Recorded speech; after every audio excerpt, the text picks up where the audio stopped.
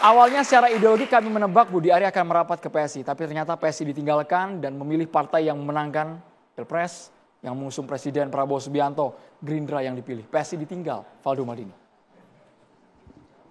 Iya, kita PSI juga sama Pak Prabowo, Mas. Jadi kita juga sebagai partai yang bukan lawannya Gerindra justru. Karena Gerindra adalah partai pendukung, kami PSI partai pengusung. Pertama mungkin yang perlu kami harus sampaikan bahwa kita berikanlah kebebasan kepada Pak Ketum untuk memilih partainya. Ketum Projo. Ketum Projo. Okay. Ya, Pak Ketum. Kalau di saya Mas Ketum namanya, Mas Ketum Kaisang. Ya. Jadi kebebasan itu kami kira sesuatu yang dilindungi oleh konstitusi. Jadi kemanapun Pak Budi Ari pada akhirnya, saya cukup merayakan juga. Akhirnya Pak Budi Ari kembali lagi ke partai politik. Karena kan selama ini di organ relawan. Dan kita tahu bahwa hari ini Pak Prabowo membutuhkan konsolidasi politik yang sangat kuat untuk program-programnya. Jadi dalam konteks Prabowo dan Mas Gibran, kami tidak melihat ini sebuah permasalahan. Tapi tudingannya agak tajam ya Mas, ini dianggap cari backingan, cari aman saja pindah, Mas, agar kasusnya tidak dibuka. Semua orang yang pindah partai Mas, pasti begitu. Semua orang yang masuk partai pasti begitu. Saya pun pernah mengalami pindah partai, sampai hari ini saya dibilang kutu loncat. Dari PAN ke PSI, padahal saya masih stay di PSI sampai hari ini gitu. Dan tuduhan-tuduhan itu tinggal dihadapi oleh Pak Budi Ari dengan membuktikan kerja nyata. Tapi dalam konteks apa yang menjadi obrolan tadi, kami kira Pak Budi Ari juga cukup adaptif melihat fenomena ini. Karena apa? Karena tadi ketika dianggap bahwa ada perbedaan lokus antara Pak Prabowo dan Pak Jokowi, kita mungkin bisa lihat juga adaptivitas beliau menjadi jembatan untuk itu semua. Karena kita tahu bahwa Projo tadi melanjutkan apa yang Bang Syahganda katakan, memang punya kaki-kaki banyak di bawah, dan ini memang Pak Jokowi sangat kuat di bawah. Ini juga membuktikan bahwa Pak Jokowi punya relawan yang sampai ke bawah, yang diakui bisa memenangkan beliau 2 kali pemilu, dan juga ada Mas Gibran yang juga diantarkan bersama Pak Prabowo. Nah, setelah itu terkait bagaimana teori-teori politiknya, ini simpel aja, rational choice saja yang dilakukan oleh Pak Budi Ari gitu. Karena beliau tahu dalam skema yang hadis sekarang ini ada, memang butuh konsolidasi politik yang kuat tadi. Jadi kalaupun pada akhirnya Pak Budi Ari memilih Gerindra, kami tentu mengucapkan selamat. Tapi kalau ada dinda-dindanya Pak Budi Ari pengen bergabung ke PSI, ya alhamdulillah juga. Karena kan relawan partai tidak, tadi sudah disampaikan oleh Bang Freddy, bahwa nggak satu partai, multi partai. Saya tahu kok teman-teman Projo ada yang nyalek di PSI, ada yang nyalek di Golkar, ada yang nyalek di Nasdem, gitu kan. Ada kesadaran untuk berpolitiknya sudah ada. Dan itu kami kira bagus Mas Andro, kenapa? Karena ayo perjuangkan gagasan yang mau dibawa itu di pertarungan politik, di pembuatan undang-undang, di pembuatan peraturan gitu.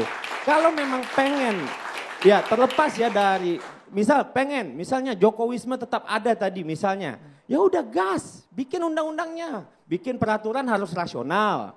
Kalau memang Projo pro lingkungan hidup, bikin peraturan, bikin jalur sepeda di setiap provinsi di Indonesia. Kader-kader Projo jalan kaki dan naik transportasi publik, kan tergantung ideologinya. Kan kita berpartai begitu. Mungkin selama ini, selama jadi relawan, menyuarakan aja. Tapi ketika masuk ke pertarungan politik, welcome to the jungle. Let's fight together untuk presidensial, untuk presiden nanti nah. Kan udah dibilang mau dukung Pak Prabowo lagi, ayo kita gas, kami juga dukung Pak Prabowo dan Mas Gibran. Tapi di pileg nanti, Projo juga nggak jauh dari pertarungan politik Mas. Saya ingat Bang Panel tuh di Golkar kok nyaleknya waktu itu. Ya nggak tahu yang lain di mana. Jadi mereka butuh kendaraan yang pasti Mas ya. Ya karena apapun yang jadi tadi value, nilai, ideologi, ayo ditarungkan di dalam pertarungan politik. Ya kita juga ada di sini dan kita jadi bagian untuk memperkuat Pak Prabowo dan Pak Gibran. Jadi kalau kami kira terlepas dari apapun pilihan Pak Budi Ari, ya kita menghargai, selamat telah bergabung kembali kepada partai politik karena sebelumnya menjadi ketua DPD Litbang PDIP. Awalnya saya juga berpikir, wah ini masuk jangan ke PDIP nih, ternyata ke Gerindra gitu kan. Kalaupun ke PSI, ya nggak apa-apa juga, terserah. Karena kan ini kebebasan Mas. Ini jadi, pilihan politik Abang Faldo. Apapun tafsirnya bagi setiap orang, oh ini dianggap meninggalkan Pak Jokowi, enggak. Pak Jokowi mah aman. Wah. Ya. Kita libatkan mahasiswa. Ada yang bertanya sebelum ke Prof. Wiwi? Silakan mahasiswa dulu. Baik, terima kasih sebelumnya atas kesempatannya. Perkenalkan, saya Damar Rahman Nurdiantoro, biasa dipanggil Damar. Saya dari jurusan Ilmu Komunikasi Universitas Negeri Jakarta atau UNJ. Ingin bertanya kepada Bang Freddy dan juga Bang Faldo, mungkin untuk dengan bergabungnya Projo maksudnya Ketua Umum Projo ke Gerindra, apakah ke depannya Projo ini akan terus mendukung Pak Prabowo atau akan mendukung juga Pak Gibran? Lalu juga apakah dengan bergabungnya Projo ke Gerindra ini apakah menjadi mencari perlindungan dari segala hal? Terima kasih. Bang Freddy, Faldo? Aku dulu, biar Bang Freddy okay. napas dulu. Ya, sebenarnya sih Mbak, kalau kami kira dengan begini kan Pak Prabowo dan Pak Gibran kan satu paket. Ya, setidaknya sampai 2029. Pilihannya 2029 kan Pak Prabowo dan Pak Gibran dan Pak Prabowo non Pak Gibran, gitu aja lah kita simpelkan, ya kan? Kita simpelin begitu. Tapi yang jelas Mbak, kalau kami melihat selama Pak Prabowo dan Pak Gibran selalu didukung menjadi narasi utama, hadir dalam kerja-kerja ini dan Projo juga terlibat memenangkan, kami PSI juga terlibat memenangkan, bagi kami itu tidak masalah. Tapi sekali lagi, yang paling penting terkait dugaan, tuduhan, apalagi sentimen yang diterima oleh Pak Budiari, kami kira ya nikmati. Semua orang yang masuk partai, semua orang yang pindah gerbong, semua orang yang mbalelo misalnya dianggap orang pasti kena itu. Justru itu adalah sarana membuktikan yang kami kira bisa menjadi masukan untuk Pak Budiari gitu. Dan saya percaya orang seperti Pak Budiari punya pengalaman politik yang panjang, sudah lama sekali berpolitik, bertarung berkali-kali juga di politik, mudah-mudahan kuat. Gitu aja. Saya pikir enggak semua orang pindah itu karena mencari perlindungan, enggak. Ya, saya juga pernah di PAN, saya pernah di Golkar, ya. Saya cuma melihat ada ketika ada transisi value dan lain-lain. Tapi kalau khusus nama Budi Ari. Nah, kalau Budi Ari kan karena ada kasus. Kasus apa ya Bang ya? Judol kan, kasus yang diungkap Tempo itu dibantah, dia terlibat Bang. Dan itu enggak maksud saya itu artinya itu yang nanti akan dibuktikan di secara politik ya, ini bukan soal hukum ya, hukum kan beda lagi ya. Secara politik itu minta perlindungan politik itu biasa juga, nggak ada masalah. Ya, itu kan sah-sah aja namanya ini. Tapi dia ini kan asumsinya dipecat dari Menteri Koperasi pada saat rapat di DPR dia nggak tahu sama sekali.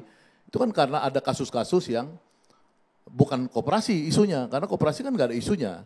Maksudnya dia nggak dianggap gagal sebagai Menteri Koperasi, tapi dianggap publik dia bermasalah dalam kasus judi online dan memelihara pemasukan ilegal selama Menteri Kominfo dulu. Sekali lagi ini masih dugaan. Iya, dugaan itu diungkap oleh Tempo misalkan. Okay. Itu nggak ada, saya nggak bilang ini. Itu kalau dia dibuktikan di pengadilan salah baru kan gitu. Tapi ini kan tidak. Maksudnya kita bicara politik dulu konteksnya, bukan bicara hukum. Artinya kan pertanyaan siapa tadi namanya? Damas. Itu artinya biasa orang kalau ada masalah begitu juga minta perlindungan. Jadi Faldo kemarin pindah dari PAN ke PSI, dia tidak minta perlindungan hukum. Enggak, dan tidak ada yang menuduh dia. Saya nggak tahu ada orang nggak menuduh Faldo pindah enggak. Setahu saya ada ngejek-ngejek biasa, tapi nuduh seperti tadi minta perlindungan itu beda konteksnya. Nah, apakah kehadiran Budi Ari di Gerindra akan menambah kekuatan Gerindra? Itu kan kita harus lidikin lagi, karena Budi Ari bawa apa? Bawa cash, kan kita nggak tahu politik ini kan kekuatannya yang paling penting dia bisa bawa cash nggak 1 triliun, 2 triliun ke Gerindra misalnya gitu, itu baru mungkin value. Tapi kalau misalkan zaman sekarang ya, zaman-zaman Bang, dengan kasus seperti yang tadi Bang Saganda sampaikan, mengutip dari Tempo terkait dengan Pak Budi Ari, apakah nggak sebaliknya bagi Gerindra? Justru nahan menjadi liability. Ya berarti ada opportunity cost-nya dong. Ya kan, kalau misalkan tiba-tiba Budi Ari bawa jaringan keuangan besar, ya misal kayak gitu, itu mungkin kalau saya orang Gerindra mungkin saya timbang-timbang juga, kan kira-kira gitu ya kan. Tapi kalau bawa diri sendiri yang sedang dianggap bermasalah, itu kan mungkin jadi liabilities kan gitu maksudnya yang ditangkap oleh publik kan saat ini. Nah, kita lihat aja, ini kan belum diputuskan. Saya kan mengamatin misalkan statement-statement Pak Mujani, Pak Dasko, Pak apa saya amati kan belum ada misalkan kita terima, belum ada kan. Belum ada. Apalagi ketika Pak Budi Ari mengatakan mengklaim dirinya Prabowo meminta saya. Satu-satunya yang diminta oleh Presiden Prabowo. Kita lihat aja kalau Prabowo menyatakan statement itu benar Budi Ari saya minta itu maka kita tepuk tangan dong. Berarti Budi Ari kan klaimnya benar gitu loh. Kalau enggak ini masih text time lah belum sekarang. Saya bilang belum sekarang. Itu aja. Ya, saya respon pertanyaan Ade. Oh dia respon dulu ya sebelum ke Prof Wiwi ya, Bang Freddy. Ya, soal kasus bang. Tahu juga kasus judol itu? Oh ya, mungkin karena konteks itu makanya dia bertanya. Jadi udah dijelasin Bang Faldo lah tadi. Kalau bicara kasus sampai hari ini kasus judol itu sudah memutus ada 20 orang kali ya. Di Kominfo, klaster Kominfo ada belasan, kemudian ada bandar juga, ada pemain segala macam. Jadi tidak ada satupun yang divonis bersalah itu bersentuhan, berbau atau apapun itu berkaitan dengan projo. Tidak ada satupun. Misalnya itu staf sus Budi Ari, misalnya ada itu kader projo. Clear 100%. Kemudian Budi Ari sewaktu diberhentikan jadi menteri, bertanya ke istana, kenapa saya? Apakah karena kasus? Oh bukan karena kasus. Karena apa bang? Sampai sekarang itu belum terjawab. Terakhir dari istana nanti Pak Presiden sendiri yang menyampaikan. Ada penugasan. Bukan karena kasus judol dan lain-lain ini bukan ya bang ya? Itu clear Isu-isu dari miring istana itu bukan karena kasus. Ya, jadi murni ya setahu kami waktu dia minta izin kepada kader-kader projo memang ingin membantu cita-cita politik Gerindra yang hari ini dipimpin oleh Presiden Republik Indonesia. Jadi Gerindra itu punya cita-cita ingin menangkan parlemen di 2029. Agar stabilitas politik, agar program-program Prabowo kelak ke depan itu lebih gampang memuluskannya, lebih gampang mengeksekusinya. Murni hanya itu. Jadi lebih apa ya? Lebih realitas lah. Kalau beliau bergabung di Gerindra, jadi lebih bisa kemungkinannya lebih besar untuk memenangkan pertarungan politik di 2029. Jadi maksud Bang Freddy ini Budi Ari punya value tersendiri yang bisa menopang, menambah nilai plus untuk Partai Gerindra, untuk Prabowo. Saya yakin, saya percaya Presiden Prabowo percaya itu karena sekali lagi kami hat-trick dan yang terakhir ini kami ikut menginisiasi sejak awal. Dan itu selalu berkomunikasi intens dengan Pak Prabowo loh. Jadi bukan omong kosong, Kami yakin Presiden Prabowo tahu value seorang Budi Ari. Mas Andrew, boleh ya saya tanya ya. Ini kan kita bicara tentang manuver elit ya. Dulu kala tidak ada yang namanya relawan tuh. Sebelum pemilu 2014 tidak ada. Pilkada juga relawan. Saya termasuk yang sangat kencang mengatakan di press room DPR RI waktu itu, kalau sudah pemilu selesai gitu ya, relawan harus rela kan gitu. Itu udah saya katakan, silahkan di googling gitu. Relawannya bubar gitu Prof? Mestinya begitu gitu loh. Tapi kalau relawan lalu tidak bubar-bubar, bahkan sampai 2 periode, bahkan pasca 2 periode pindah lagi dan sebagainya, kita coba, ini kan tidak di ruang kosong. Mereka bermanuver berkaitan dengan sistem demokrasi kita. Apa hasilnya? Demokrasi kita melorot, buruk, turun, declining sharply, gitu kan? Maka ini pula yang saya tanya, gitu. Manuver dari Pak Budi Ari, katakan elitis ini memang. Tapi dampaknya itu ada loh. Kalau terus-menerus ada relawan yang seperti ini. Partai politik itu terus apa fungsinya? Dan itu yang saya katakan di berbagai media, Baru kali ini saya menyaksikan di pemilu 2024 kemarin tuh, 2024 itu, partai-partai itu kehilangan seolah-olah kedaulatannya. Ada kecenderungan kultus. Gitu. Ketika ada relawan yang berdiri ya, di sana. Bang Freddy mengatakan kita tidak mengkultuskan gitu. Itu bagus, demokrasi memang nggak boleh kultus. Bahwa duduk sama rendah, berdiri sama tinggi. Seharusnya seperti itu. Nah, tentu kalau saya datang ke sini dan tertarik dengan perbincangan ini, bahwa manuver elit, silang sengkarut antar elit, ini dampaknya luar biasa kepada masyarakat. Maka mungkin kita punya satu tanggung jawab bersama, bagaimana menciptakan satu sistem demokrasi yang sehat, dengan kompetisi kontestasi yang dihadiri khususnya oleh partai-partai politik yang consolidated gitu, yang sehat gitu. Jadi mungkin sudah saatnya kita hentikan model-model relawan. Sebetulnya kompetisi sudah usai ketika pemilu usai. Kalau begini terus kita kompetisi sebetulnya. Kapan kita ending dengan kompetisi yang seperti ini yang tidak terukur, tidak terformat. Justru kita sehat. Karena politisasi dalam kehidupan kita itu on and on and on. Sungguh ini tidak sehat. Kita tidak berbicara tentang dunia usaha gitu ya.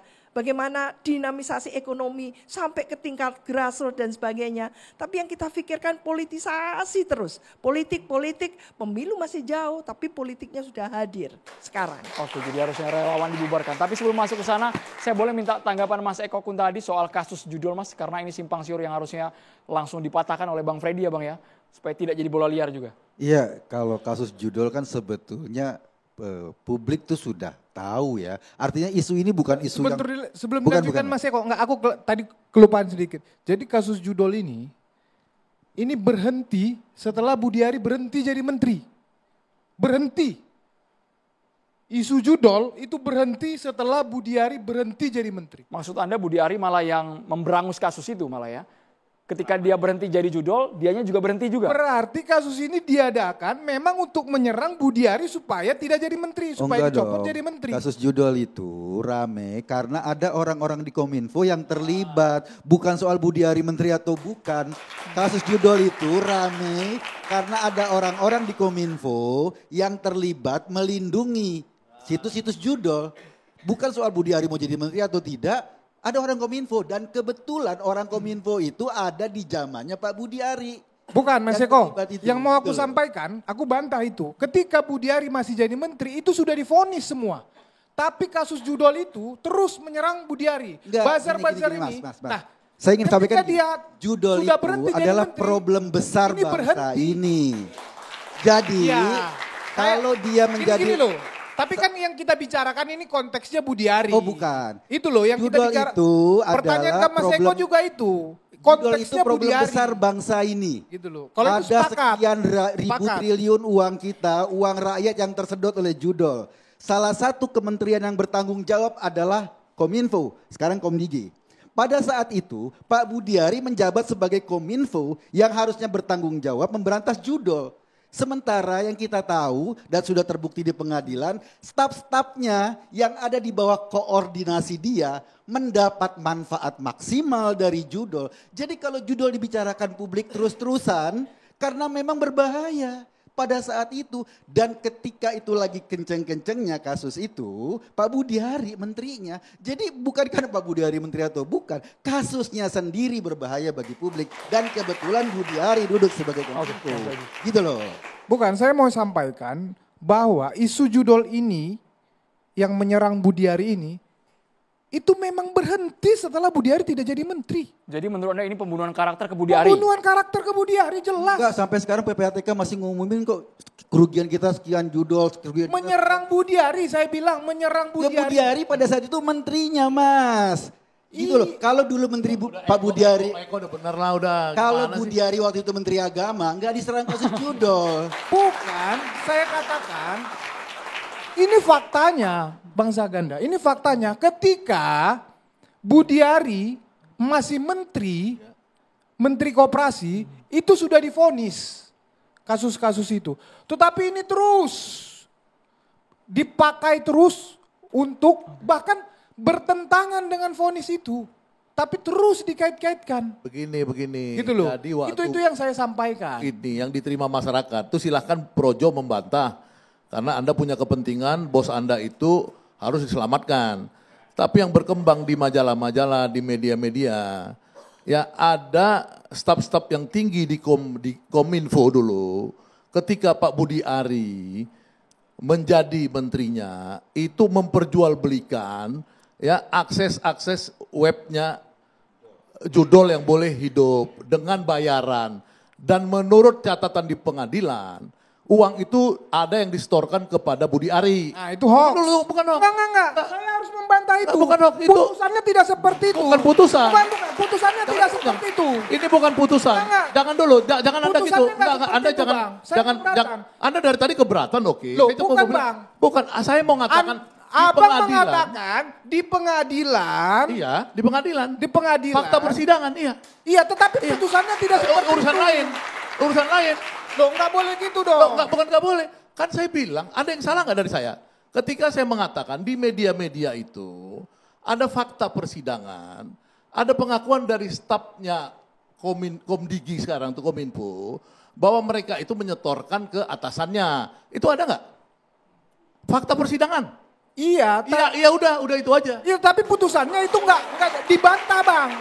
Ada juga kesaksian yang membantah itu bahwa itu nggak benar, makanya putusannya tidak seperti itu. Jadi abang nggak fair dong kalau Bukan nggak fair. mengambil. Bukan silakan. Kan itu di Kenapa masyarakat. abang nggak menyampaikan bahwa ada yang membantah itu? Itu juga fakta Lah ngapain saya persidangan. sampaikan? Itu Lah, fakta. makanya saya bilang abang nggak fair. Bukan masyarakat itu mengetahui itu dari media-media resmi.